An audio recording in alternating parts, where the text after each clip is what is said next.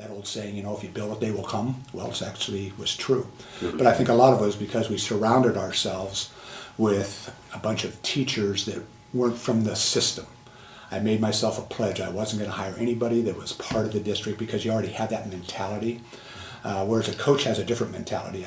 Most coaches, you want to do everything you can to help your team be the best that they can be. So you're not afraid to borrow a play or see what somebody else is doing and use that. So that's kind of our philosophy to compete. So I hired teachers that back then when we first started in '96, you didn't even have to have a credential. As long as you were passionate about your subject, you could motivate students and you could get your subject across, I could hire you. So that's what I chose to do. I hired people that were in maybe working in a science lab or something like that had real life experience.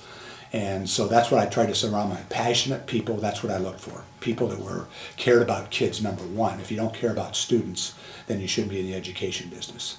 And so I looked for people that cared about students. I cared about people that were passionate, that knew their subject and could motivate students, and knew that it was going to be a challenge.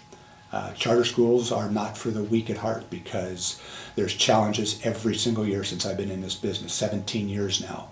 And some things, even though it's 20 years old, this whole movement, some things have not changed. We still have people against us. The unions are not necessarily in favor of us. And so there's going to be challenges. We're never going to get the same amount of money as a regular public school is going to get.